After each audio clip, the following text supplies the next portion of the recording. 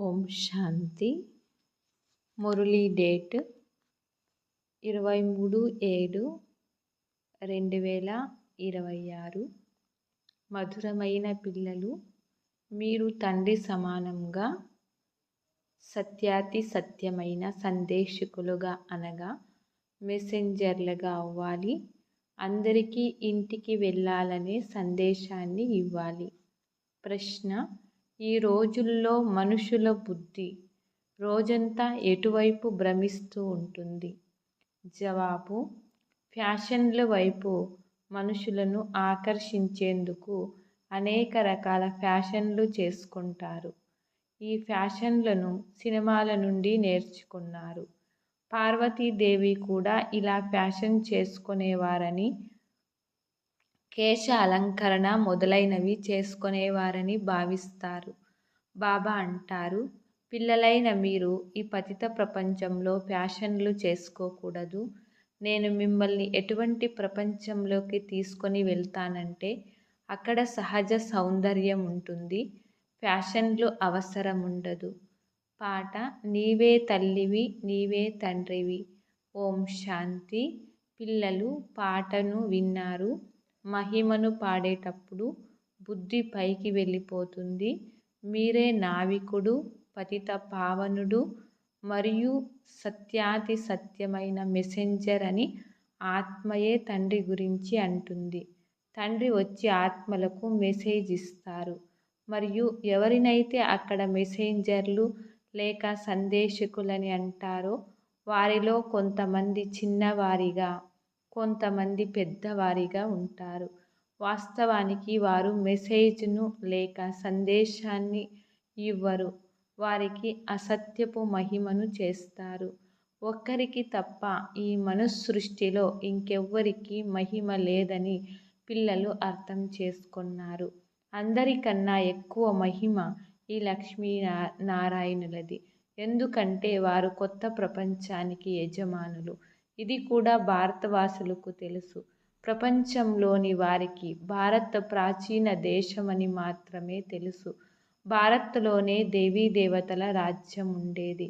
శ్రీకృష్ణుని కూడా దేవత అని అంటారు. భారతవాసులు వారిని భగవాన్ భగవతి అని అంటారు. కానీ ఆ భగవాన్ భగవతీలు సత్యయుగంలో రాజ్యం చేస్తారని ఎవరికీ తెలియదు. భగవంతుడు దేవతల రాజ్యాన్ని స్థాపన చేశారు. మేము భగవంతుని పిల్లలము కనుక మేము కూడా భగవాన్ భగవతిగా ఉండాలని బుద్ధి కూడా చెబుతుంది. అందరూ ఒక్కరి సంతానమే కదా, కానీ వారిని భగవాన్ భగవతి అని అనలేము. వారిని దేవతలు అని అంటారు. ఈ విషయాలన్నింటినీ తండ్రి కూర్చొని అర్థం చేయిస్తారు. భారతవాసులైన మేము ముందు కొత్త ప్రపంచంలో ఉండేవారేమని భారతవాసులు అంటారు. కొత్త ప్రపంచాన్ని అయితే అందరూ కోరుకుంటారు. బాపూజీ కూడా కొత్త ప్రపంచాన్ని, కొత్త రామరాజ్యాన్ని కోరుకునేవారు.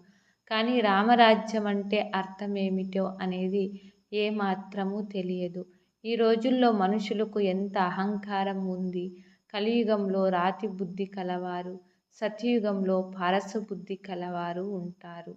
కానీ ఈ జ్ఞానం ఎవ్వరికీ లేదు. భారత్ సత్యయుగంలో పారస బుద్ధి కలదిగా ఉండేది. ఇప్పుడు భారత్ కలియుగంలో రాతి బుద్ధి కలదిగా ఉంది. మనుషులైతే దీనిని స్వర్గమని భావిస్తారు. స్వర్గములో విమానాలు ఉండేవి, పెద్ద పెద్ద మహల్లుండేవి అని అంటారు. అవన్నీ ఇప్పుడు ఉన్నాయి. సైన్స్ ఎంత వృద్ధి చెందుతుంది, ఎంత సుఖముంది, ఫ్యాషన్లు మొదలైనవి ఎన్ని ఉన్నాయి. బుద్ధి రోజంతా ఫ్యాషన్ వెనుకే ఉంటుంది. ప్రకృతి సౌందర్యం కోసం కేశ అలంకరణ మొదలైన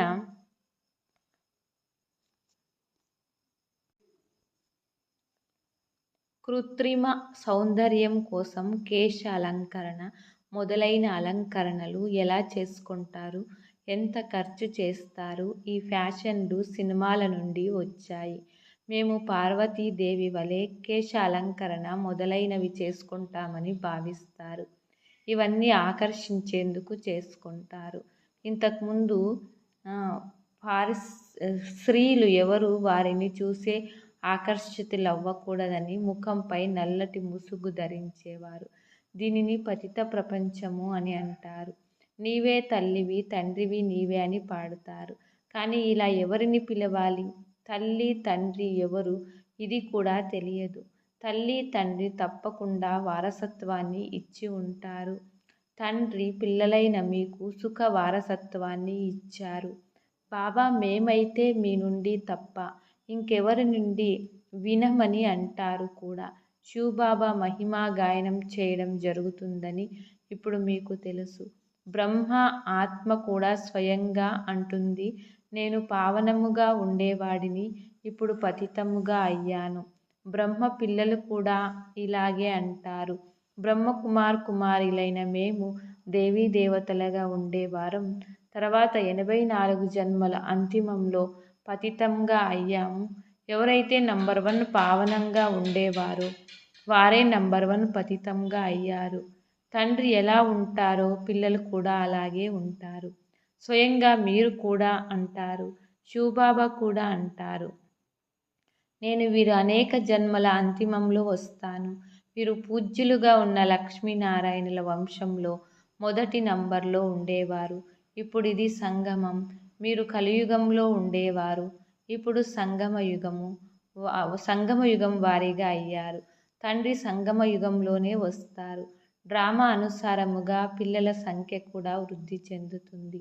ఇప్పుడు పిల్లలకు జ్ఞానమైతే లభించింది. మనమే దేవతలుగా ఉండేవారం.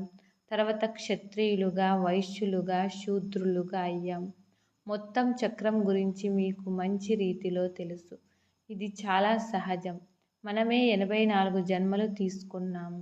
కొంతమంది బుద్ధిలో ఈ విషయం కూడా కూర్చోదు. విద్యార్థుల్లో నంబర్ వారుగా అయితే ఉంటారు కూడా.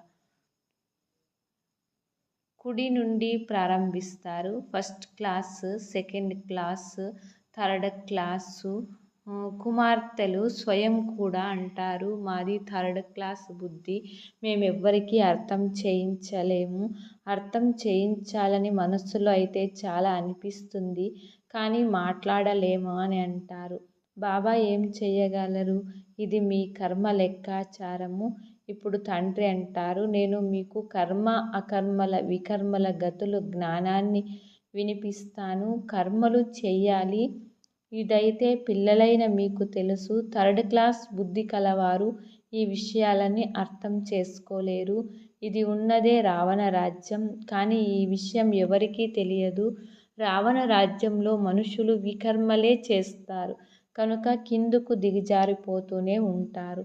దుఃఖపు ప్రపంచంలోనే గురువులను ఆశ్రయించడం జరుగుతుంది.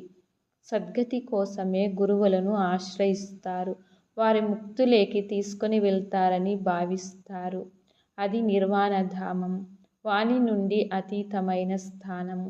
మనుషులు స్వయాన్ని వానప్రస్థులని చెప్పుకుంటారు. అలా పేరుకు మాత్రమే అంటారు. వానప్రస్థుల సభ కూడా ఉంటుంది. ఆస్తి మొదలైనవి పిల్లలకు ఇచ్చేసి గురువుల వద్దకు వెళ్ళి కూర్చుంటారు. ఆహార పానీయాలు మొదలైనవైతే తప్పకుండా తమ పిల్లలే ఇస్తారు. కానీ వానప్రస్థం యొక్క అర్థం ఎవరికీ తెలియదు. మేమైతే నిర్వాణధామానికి వెళ్ళాలి, మా ఇంటికి వెళ్ళాలి అని ఎవరి బుద్ధిలోకి రాదు. దానిని ఇల్లు అని కూడా అర్థం చేసుకోరు. వారు ఏమని భావిస్తారు అంటే జ్యోతి జ్యోతిలో కలిసిపోతుంది అని. నిర్వాణధామం ఏదైతే నివసించే స్థానం. పూర్వం 60 సంవత్సరాల తర్వాత వానప్రస్థము స్వీకరించేవారు. అది ఒక నియమం వలె ఉండేది. ఇప్పటికీ అలా చేస్తారు. వాని నుండి అతీతంగానైతే ఎవ్వరూ వెళ్ళలేరని ఇప్పుడు మీరు అర్థం చేయించగలరు. అందుకే ఓ పతిత పావన బాబా రండి, మమ్మల్ని పావనముగా తయారు చేసి ఇంటికి తీసుకొని వెళ్ళండి అని తండ్రిని పిలుస్తారు. ముక్తిధామం ఆత్మల ఇల్లు. పిల్లలైన మీకు సత్యయుగంలో ఎవరుంటారు, అక్కడ వృద్ధి ఎలా జరుగుతుంది అని సత్యయుగం గురించి కూడా అర్థం చేయించారు. జనాభా సంఖ్య గురించి కూడా ఎవరికీ తెలియదు. రామరాజ్యంలో జనాభా సంఖ్య ఎంత ఉంటుంది, పిల్లలు ఎలా జన్మిస్తారో అనేదేమీ అర్థం చేసుకోరు. ఈ డ్రామా చక్రం గురించి అర్థం చేయించగలిగే విద్వాంసులు కానీ, ఆచార్యులు కానీ, పండితులు కానీ ఎవరూ లేరు. 84 లక్షల జన్మల చక్రం ఎలా ఉంటుంది? ఇవి ఎన్ని అసత్యమైన విషయాలు! దారం పూర్తిగా చిక్కులు పడి ఉంది. తండ్రి అర్థం చేయిస్తున్నారు. తండ్రి కర్మ, అకర్మ, వికర్మల రహస్యాలన్నింటినీ అర్థం చేయించారని మీకిప్పుడు తెలుసు. సత్యుగంలో మీ కర్మలు అకర్మలుగా ఉంటాయి. అక్కడ చెడు కర్మలేవీ జరగవు. అందుకే కర్మలు అకర్మలుగా ఉంటాయి. ఇక్కడ మనుషులు ఏ కర్మ చేసినా అవి వికర్మలుగా అవుతాయి. ఇప్పుడు పిల్లలైన మీకు తెలుసు. చిన్న అయినా పెద్ద అయినా మనందరిది, మొత్తం ప్రపంచానిదే వానప్రస్థావస్థ. అందరూ వాని నుండి అతీతంగా వెళుతూ ఉన్నారు. ఓ పతిత పావన, రండి, వచ్చి మమ్మల్ని పతితుల నుండి పావనంగా చెయ్యండి అని అంటారు. కానీ ఎప్పటి వరకైతే పావనమైన కొత్త ప్రపంచంలో ఉండదో అప్పటి వరకు ఇక్కడ పతిత ప్రపంచంలో పావనమైన వారు ఎవ్వరూ ఉండలేరు. ఈ పతిత ప్రపంచమంతా సమాప్తమవ్వనున్నది. మనం మళ్ళీ కొత్త ప్రపంచంలోకి వెళ్ళాలని మీకు తెలుసు. ఎలా వెళ్తారు అనే జ్ఞానమంతా మీకు ఉంది. ఇది కొత్త ప్రపంచమైన అమరలోకము లేక పావన ప్రపంచం కోసం కొత్త జ్ఞానం. ఇప్పుడు మీరు సంగమయుగంలో కూర్చున్నారు. బ్రాహ్మణులుగా లేని ఇతరి మనుష్యులందరూ కలియుగంలో ఉన్నారని కూడా మీకు తెలుసు. మనమంతా సంగమయుగంలో ఉన్నాము. సత్యుగంలోకి వెళ్తున్నాము. తప్పకుండా ఇది సంగమయుగం. అది స్వర్గం. దానిని సంగమయుగం అని అనరు. ఇప్పుడు ఇది సంగమం. ఈ సంగమయుగం అన్నింటికంటే చిన్నది. దీనిని లీఫ్ యుగం అని అంటారు. ఇందులో మనుషులు పాపాత్మల నుండి ధర్మాత్ములుగా అవుతారు. అందుకే దీనిని ధర్మయుగము అని అంటారు. కలియుగంలో మనుష్యులందరూ అధర్మయుక్తులుగా ఉంటారు. అక్కడ అందరూ ధర్మాత్మలుగా ఉంటారు. భక్తి మార్గం యొక్క ప్రభావం ఎంత ఎక్కువగా ఉంది. రాతితో మూర్తులను తయారు చేస్తారు. వాటిని చూడటంతోనే మనస్సు సంతోషిస్తుంది. అది రాతి పూజ. శివుని మందిరాల్లో పూజ చేయడానికి ఎంత దూరాల వరకు వెళుతారు. శివుని చిత్రాన్నైతే ఇంటిలో కూడా పెట్టుకోవచ్చు. మరి అంత దూరాల వరకు ఎందుకు భ్రమించాలి? ఈ జ్ఞానం ఇప్పుడు బుద్ధిలోకి వచ్చింది. ఇప్పుడు మీ కళ్ళు తెరుచుకున్నాయి. బుద్ధి ద్వారం తెరుచుకుంది. తండ్రి జ్ఞానాన్ని ఇచ్చారు. పరంపిత పరమాత్మ ఈ మనస్సృష్టికి బీజరూపుడు, జ్ఞాన సాగరుడు. నాలెడ్జ్ఫుల్ ఆత్మ కూడా ఈ జ్ఞానాన్ని ధారణ చేస్తుంది. ఆత్మనే ప్రెసిడెంట్ మొదలైన వారిగా అవుతుంది. మనుష్యులైతే దేహాభిమానులుగా ఉన్న కారణంగా దేహమునే మహిమ చేస్తూ ఉంటారు. ఆత్మయే అంతా చేస్తుందని ఇప్పుడు మీరు అర్థం చేసుకున్నారు. ఆత్మలైన మీరు 84 జన్మల చక్రంలో తిరిగి పూర్తి దుర్గతి పాలు అయ్యారు. ఇప్పుడు ఆత్మలమైన మనం తండ్రిని గుర్తించాము. తండ్రి నుండి వారసత్వాన్ని తీసుకుంటూ ఉన్నాము. ఆత్మ అయితే శరీరాన్ని తప్పకుండా ధారణ చెయ్యవలసి ఉంటుంది. శరీరం లేకుండా ఆత్మలు ఎలా మాట్లాడతాయి, ఎలా వింటాయి? తండ్రి అంటారు, నేను నిరాకారుడిని. నేను కూడా శరీరాన్ని ఆధారంగా తీసుకుంటాను. శివబాబా ఈ బ్రహ్మ తనువు ద్వారా మనకు వినిపిస్తూ ఉన్నారు. మీకు తెలుసు. ఈ విషయాలను బ్రహ్మ కుమారులైన మీరు మాత్రమే అర్థం చేయిస్తారు. మీకు ఇప్పుడు జ్ఞానం లభించింది బ్రహ్మ ద్వారా. ఆది సనాతన దేవీ దేవత ధర్మ స్థాపన జరుగుతుంది. ఆ తండ్రియే రాజయోగాన్ని నేర్పిస్తూ ఉన్నారు. ఇందులో తికమక పడే విషయమేదీ లేదు. శివబాబా మనకు అర్థం చేయిస్తారు. మనం మళ్ళీ ఇతరులకు అర్థం చేయిస్తాము. మనకు కూడా వినిపించేవారు శివబాబానే. మేము పతితుల నుండి పావనముగా అవుతున్నామని ఇప్పుడు మీరు అంటారు.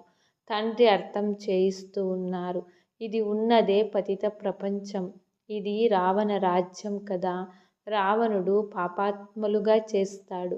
ఇది ఇంకెవ్వరికీ తెలియదు. రావణుడి దిష్టి బొమ్మను కాలుస్తారు. కానీ ఏమీ అర్థం చేసుకోరు. సీతను రావణుడు తీసుకుని వెళ్ళడని అది ఇది చేశాడని ఇలా ఎన్నో కథలు కూర్చొని వ్రాశారు. వాటిని కూర్చొని వింటున్నప్పుడు ఏడుస్తూ ఉంటారు. అవన్నీ కల్పితమైన కథలు. బాబా మనల్ని వికర్మజీతులుగా తయారు చేయడానికి అర్థం చేయిస్తారు. నన్నొక్కరిని స్మృతి చెయ్యండి, బుద్ధిని ఇంకెక్కడా జోడింపజేయకండి అని అంటారు. మనకు శివ్ బాబా తమ పరిచయాన్ని ఇచ్చారు. పతిత పావనుడైన తండ్రి వచ్చి తమ పరిచయాన్ని ఇస్తారు. మనల్ని స్వర్గానికి యజమానులుగా తయారు చేస్తూ ఉన్న బాబా ఎంత మధురమైన వారు అనేది ఇప్పుడు మీరు అర్థం చేసుకున్నారు. అచ్చా, మధురాది మధురమైన సిఖిలతే పిల్లలకు మాత పిత బాప్ దాదాల ప్రియ స్మృతులు మరియు గుడ్ మార్నింగ్. ఆత్మిక పిల్లలకు ఆత్మిక తండ్రి నమస్తే. ఆత్మిక తండ్రికి ఆత్మిక పిల్లలం నమస్తే నమస్తే. ధారణ 1వ పాయింట్.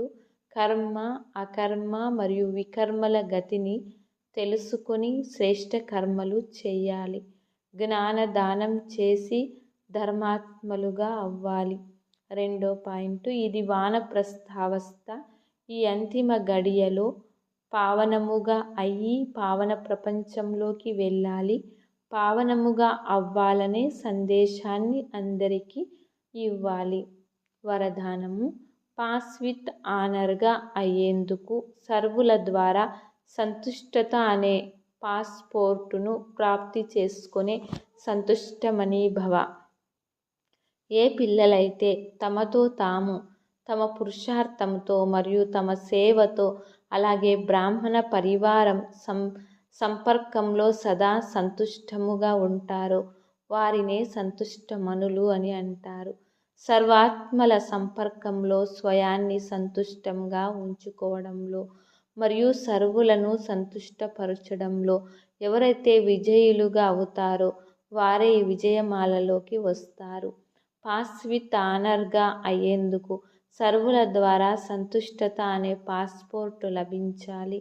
ఈ పాస్పోర్టును తీసుకునేందుకు కేవలం సహన శక్తి మరియు ఇముడ్చుకునే శక్తిని ధారణ చేయండి. స్లోగన్. దయార్థ హృదయులుగా అయ్యి సేవ ద్వారా నిరాశలో ఉన్న మరియు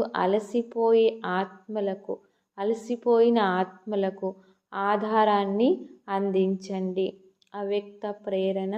జ్వాల స్వరూప స్థితిలో ఉంటూ శక్తిశాలి స్మృతిని అనుభవము చేయండి. శక్తిశాలి స్మృతి కొరకు సత్యమైన హృదయం యొక్క ప్రేమ కావాలి. సత్యమైన హృదయం కలవారు సెకండ్లో బిందువుగా అయ్యి బిందు స్వరూపుడైన తండ్రిని స్మృతి చేయగలరు. సత్యమైన హృదయం కలవారు సత్యమైన సాహెబ్ను సంతోషపరిచిన కారణంగా బాబా యొక్క విశేషమైన ఆశీర్వాదాలను ప్రాప్తి చేసుకుంటారు. తద్వారా సహజముగానే ఒకే సంకల్పంలో స్థితులయ్యి జ్వాలారూపపు స్మృతిని అనుభవం చేయగలరు. శక్తిశాలి వైబ్రేషన్లను వ్యాపకం చేయగలరు. సత్యతా శక్తి కారణంగా బుద్ధి కూడా సమయానికి యుక్తియుక్తంగా యథార్థ కార్యాన్ని చేయిస్తుంది. ఎటువంటి తప్పుడు కార్యము జరగదు. ఓం శాంతి.